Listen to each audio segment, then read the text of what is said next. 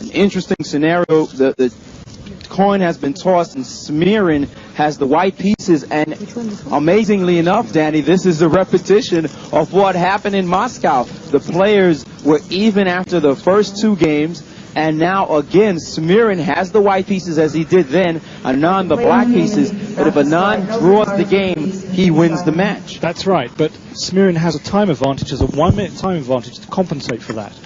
So it's all down to this game. Smirin opens with his favorite e4 move, and Anand playing symmetrically for the moment. Smirin lashing out with his pawn. So this is a typical opening that Anand uses. He's used it in many big-time competitions. He's won a lot of games with it. And now, just playing quickly, all he needs to do is draw, and he'll move on to the next round. Kasparov awaits the winner. So that's a slight surprise. Anand thinking about this move. Slightly unusual. Now, what's he going to play? I've never seen Anand so uncertain. It's incredible. He's spending a lot of time on his clock, and you have to remember that he's spotting Smirin a minute, and for him to be thinking this deeply, and it's only like the fourth move on the board. It's incredible. Smirin playing very cleverly here. Now, what's he going to do?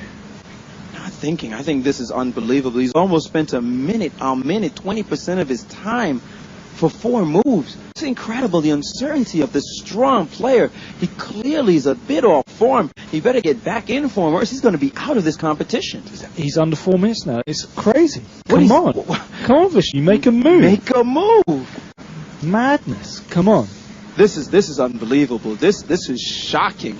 I'm stunned to see it. He's thinking this long on this, the 4th move of the chess game, analyzing what I do not know, but Smirin has successfully thrown him off, and now he's used 1 minute and 30 seconds to think about 4 moves. This is completely ridiculous. He's putting himself into a deep, deep hole. Yeah, I mean, this simple recapture of the pawn by white is a little bit unusual. Normally you attack this knight first. Having said that, the position is fairly simple. What is Vishy doing? He's finally made a move. I mean, could it have been that dramatic? I do not know what he was thinking about, but it's certainly surprising. He spent all that time and finally he's chased the knight. Although he's renowned to be an incredible speed player, we've seen him uncertain in this match. He needs to get his form back, and he's lost a lot of time in the clock, and he needs to start whipping out some moves. And finally, he's pushed his pawn up, and now he's beginning to play a little bit quicker. The bishop attacking, and now his knight has come out into the game, and now he's speeding up. The king is castled. So this is a fairly well-known position, but Anand has used almost 2 minutes to get there. I just don't know what he was doing. So he's played this way before. This is a known theoretical position. So Anand knows it very well, but he's moving. He's used a lot of time on his clock. He's used a lot of time, and now he's under 3 minutes. And Smirin has not even used 1 minute. He's not even used 60 seconds on his clock. Anand already used about 2 minutes, 15 seconds. So the time could be a crucial factor here. Anand's position is fine, very solid, reasonable. He has great experience with this opening, but he's down on time. He's exchanging off pieces now. His knight has to drop back, and his drop back to the center. The knight kicking at this bishop. So let's suppose he wants to save that bishop. Well, then he'll have to drop it back 1 square. He doesn't want to do that. He's left it alone. Smirin increasing the pressure. Now, this knight is stopping this attack down towards the king. The queen and bishop in a very threatening battery down here. So the pawn has come up. He's taken. Oh, this is fantastic. He's taken this pawn. He's sacrificing a piece. And now Smirin has collected another pawn. It seems as if he thought he was going to win this knight, but Anand has defended it quite simply with this bishop move, and maybe Smirin is going to be down a piece. Okay, but Smirin has 2 pawns for this piece, and he's now got a third. So he has 3 pawns for the piece. That's compensation itself. I can't help but think, though, that Anand up a piece is a lot more confident. He's starting to move like his old self. He's gotten the challenge, and he's going to try to meet it, moving much quicker, moving his king now off that dangerous deadly diagonal. He's put it in the corner, hiding it, and he has a piece. But as you said, Danny, 3 pawns for it is what White has. Yeah, but I mean, I would prefer White's position here, definitely. And at least Anand has something to go for now. It's fairly clear where his chances lie.